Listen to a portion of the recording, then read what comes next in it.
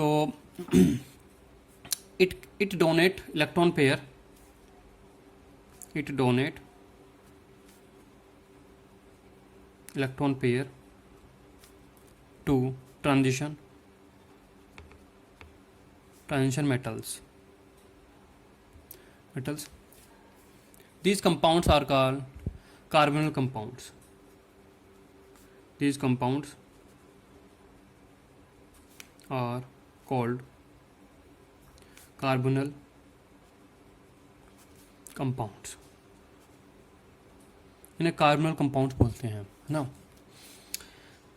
जैसे Ni+4CO, NiCO4, Fe+5CO, FeCO5।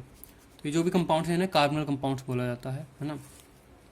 जैसे इस वाली रिएक्शन को देखें तो ये रिएक्शन हमारी कहाँ पर यूज होती है, एक जगह यूज होती है रिएक्शन ये हमारी, है ना। कहाँ यूज होती है, रिफाइनिंग। इन रिफाइनिंग ऑफ निकल इन मोन्ड प्रोसेस में ये रिएक्शन हमारी यूज भी होती है। ये हमारा वोलेटाइल कंपाउंड बन जाता है जिसे फर्दर फिर हाई टेम्परेचर पर डिकम्पोज कर लेते हैं, है ना। कार्बनल्स के अंदर बॉन्डिंग, है ना, सिनर्जिक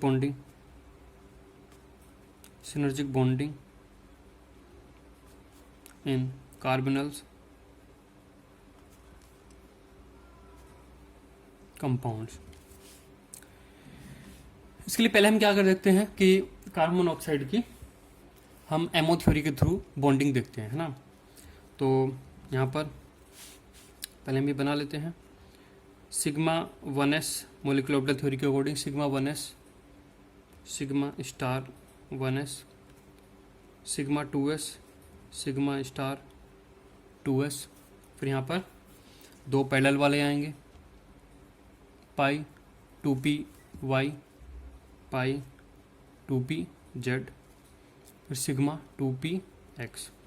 यहाँ पर x हमारी इंटरन्यूक्लियर एक्सिस है, इसलिए सिग्मा बॉन्ड हमारा x वाले में हमने बनाया है ना। x हमारी इंटरन्यूक्लियर एक्सिस है। फिर यहाँ पर क्या आएंगे,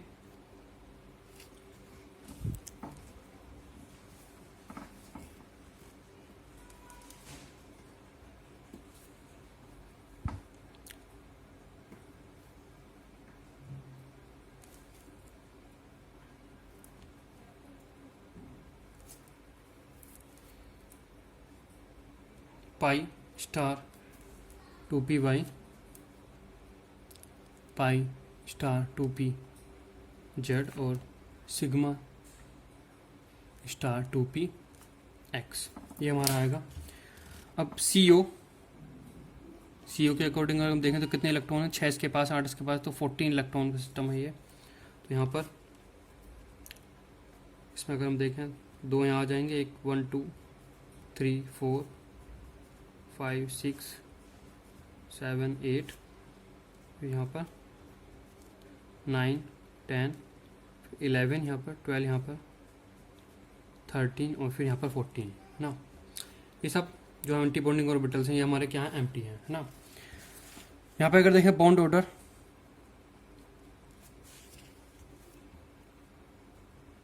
तो bonding electron minus anti bonding electron divide by 2। तो बॉन्डिंग इलेक्ट्रॉन 2 2 4 2 6 2 8 2 10 10 और यहाँ पर टोटल 14 थे, तो यहाँ पर ऑब्वियसली 4 आ जाएंगे डिवाइड बाय 2, यहाँ पर आ जाएंगे 3, है ना। तो मोलिकुलर ऑर्बिटल थ्योरी के अकॉर्डिंग कार्बन ऑक्सीजन का जो बॉन्ड ऑर्डर है वो 3 है। कार्बन ऑक्सीजन के बीच में 3 बॉन्ड है ना। अब यहाँ पे सिनर्जिक बॉन्डिंग देखते हैं।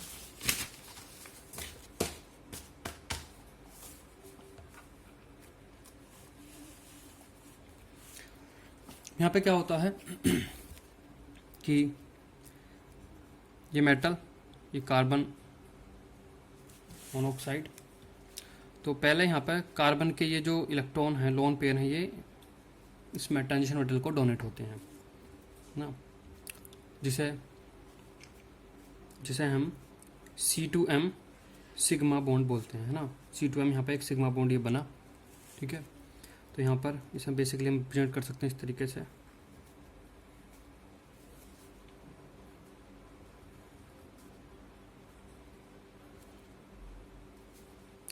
फाइनली ये हमारा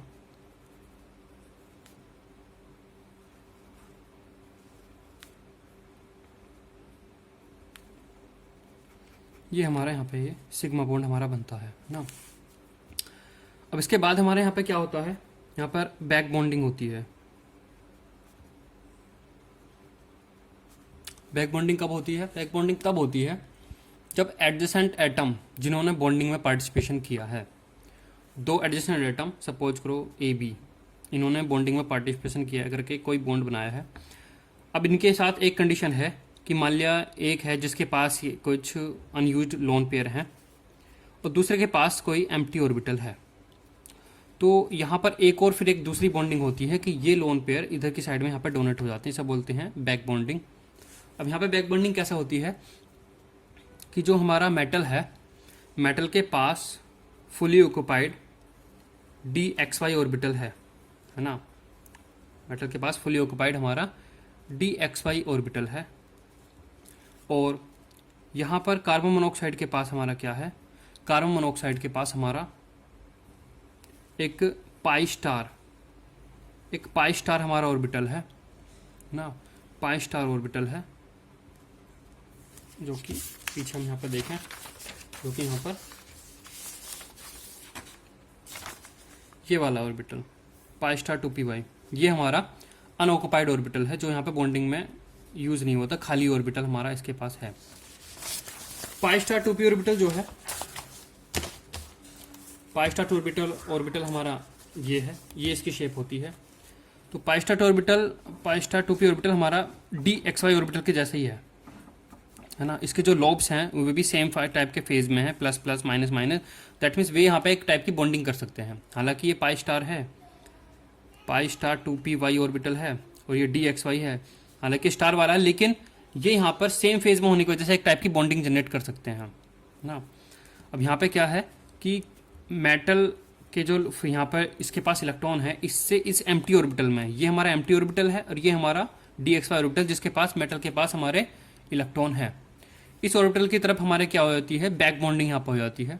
और उस बैक बॉन्डिंग की वजह से हमारे यहाँ पे क्या होता है, उस बैक बॉन्डिंग की वजह से यहाँ पर एक और बॉन्ड बन जाता है।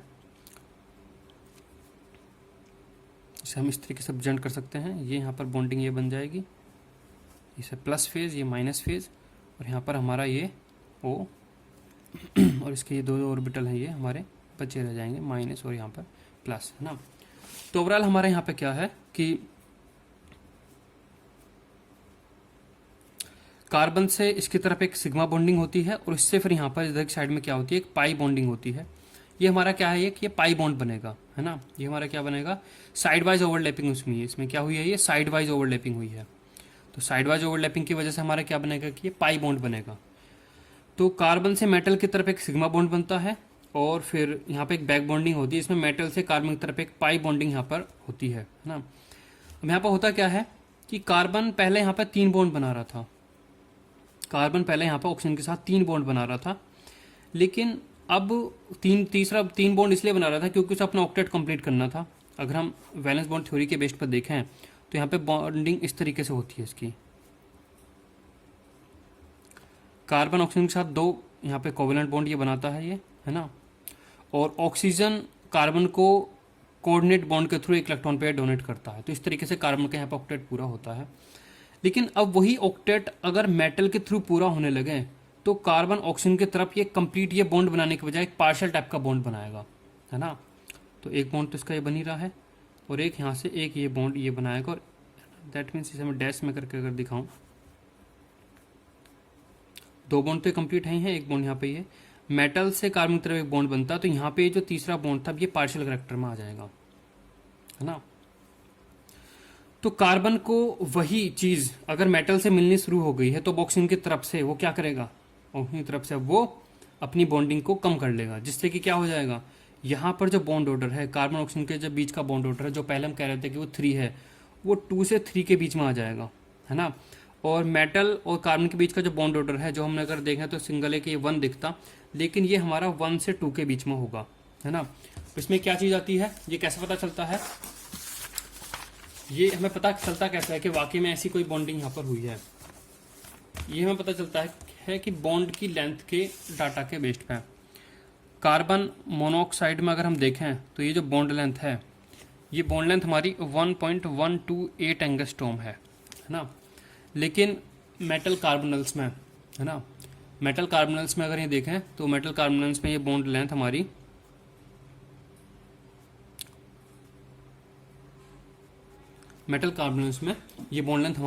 कम दिखाई पड़ती है, जैसे कि ये 1.1 ज़्यादा दिखाई पड़ती है 1.150 एंगस्ट्रॉम। तो बॉन्ड लेंथ अगर हमारी बढ़ गई है, इसका मतलब वहाँ पर बॉन्ड ऑर्डर कम हो गया है। बॉन्ड ऑर्डर जितना कम होता है बॉन्ड लेंथ उतनी ही ज़्यादा होती है। सिंगल बॉन्ड की लेंथ ज़्यादा देखने को मिलेगी, डबल बॉन्ड की लेंथ कम, ट्रिपल बॉन्ड की उससे कम। तो यहाँ पे क्या है कि बॉन्ड ऑर्डर यहाँ पे कम हो जाता है, है ना। इसी को बोलते हैं सिनर्जिक बॉन्डिंग। दैट मीन्स पहले कार्बन ने मेटल को दिया, फिर मेटल ने कार्बन को बैक बॉन्डिंग के थ्रू यहाँ पे दिया। तो ये था हमारा सिनर्जिक बॉन्डिंग का कॉन्सेप्ट। सिनर्जिक बॉन्डिंग कब ज़्यादा होती है, कम होती है, ये हम केमिकल बॉन्डिंग में, कोऑर्डिनेशन कंपाउंड में, सिनर्जिक बॉन्डिंग में, कार्बनल्स की सिनर्जिक बॉन्डिंग में वापस से हम यहाँ पर पढ़ते हैं। तो ये कार्बन मोनोऑक्साइड ना, ये कार्बन मोनोऑक्साइड का ये खेल हुआ है पूरा। नेक्स्ट इस पे चलते हैं, कार्बन डाइऑक्साइड।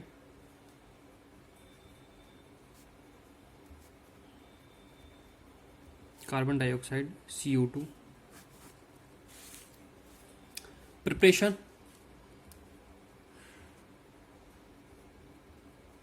कैसे इसको प्रिपेयर किया जा सकता है, जब हम कार्बन को या कोक को ऑक्सीजन की लिमिटेड सप्लाई में बर्न कर रहे थे तो हमारी क्या बनती थी, हमारे यहाँ पे बनती थी कार्बन मोनोऑक्साइड। लेकिन अगर फ्री सप्लाई हो, कार्बन को अगर ऑक्सीजन की फ्री सप्लाई में, अबंडेंट सप्लाई में अगर हम यहाँ पे हीट करते हैं तो हमारी जो प्रोडक्ट फाइनल हमारा बनता है वो CO2 बनता है। CO के कंबशन से हमें पता है कि CO कार्बन का पार्शियली कंबक्शन प्रोडक्ट है, उसके साथ अगर कार्बन मोनोऑक्साइड को फिर से बर्न किया है तो भी हमारा CO2 बनती है। या फर्मेंटेशन ऑफ शुगर,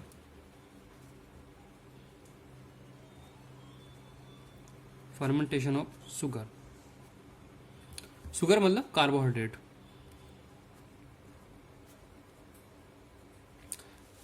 जो है उनका फर्मेंटेशन करना है। जैसे यहाँ पे C6H12O6 यीस्ट यहाँ पर एंजाइम है, बायोकेमिकल कैटलिस्ट एक तरीके से, जिससे यहाँ पर इथाइल अल्कोहल बनता है और यहाँ पर CO2 हमारी यहाँ पर बनती है। फर्मेंटेशन प्रोसेस में भी हमारी CO2 बनती है। प्रॉपर्टीज देखें इसकी। प्रॉपर्टीज, ये हमारे कलरलेस, ओडरलेस और नॉन पॉइजनस गैस है। Colourless, odourless and non poisonous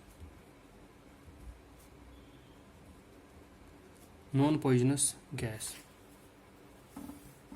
ये हमारी नॉन पॉइजनस है।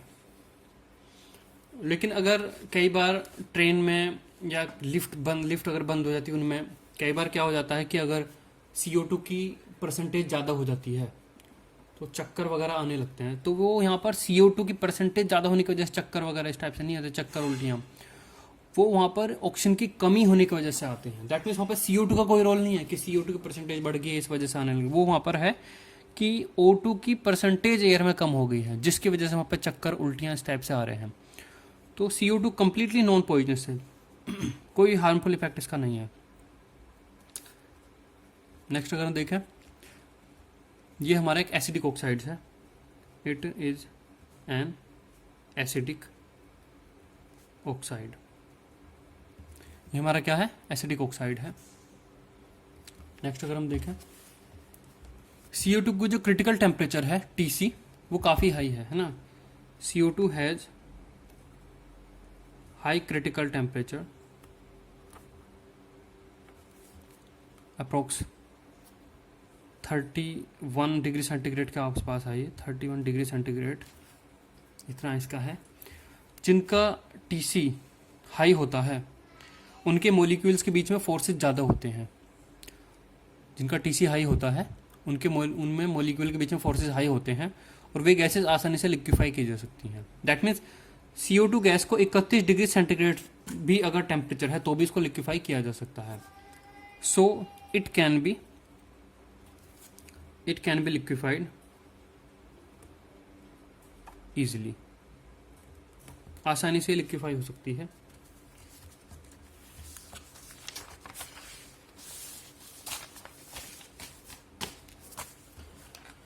सॉलिड CO2 को ड्राई आइस बोला जाता है। Solid CO2 is called dry ice. Solid CO2 क्या बोला जाता है? ड्राई आइस बोला जाता है या कार्ड आइस, इसको बोला जाता है card ice, CARDICE। Dry ice का कोई ऐसा डायरेक्ट तो इससे रिलेशन नहीं है, बस इसमें यह है कि जैसे सॉलिड CO2 है तो नॉर्मल एटमॉस्फेयर प्रेशर पर वो डायरेक्ट सब्लाइम हो जाती है ना, इट डायरेक्टली सब्लाइम, बिना लिक्विड फेज में आए हुए ये डायरेक्टली जो है सब्लाइम हो जाती है। यहीं से इसका नाम है ड्राई आइस, है ना। वाइट कलर की ये होती है, ये तो आइस जैसी लगती है, और ड्राई मतलब दैट मीन्स इससे कोई लिक्विड जनरेट नहीं होता है, लिक्विड CO2 नहीं बनती, डायरेक्ट वेपर में बन के उड़ जाती है, तो इसलिए इसको जो है ड्राई आइस यहाँ पे बोलते हैं, और लो टेम्परेचर जनरेट करती है। ये कहाँ यूज की जाती है? ये जो सॉफ्ट ड्रिंक्स आते हैं, सोडा या कोका कोला, पेप्सी, ये सब जो आते हैं सॉफ्ट ड्रिंक्स, इनमें कार्बोनेशन यूज की जाती है। Used in carbonation in soft drink. वहाँ क्या करती है कि CO2 पानी के साथ मिलकर H2CO3 बनाती है, carbonic acid,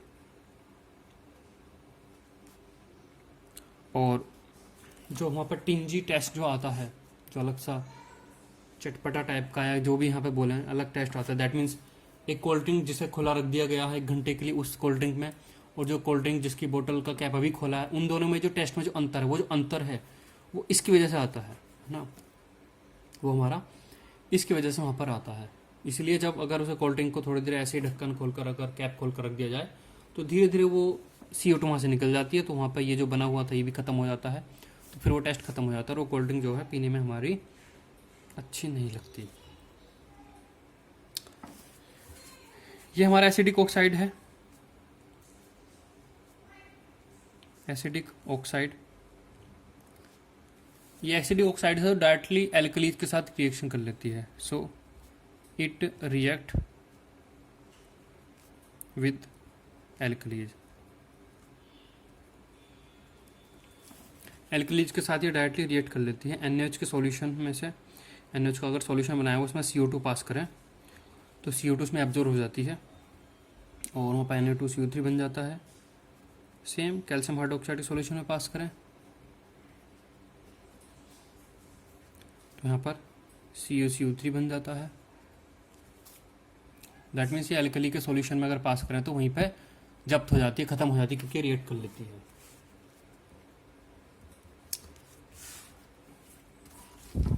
test of CO2,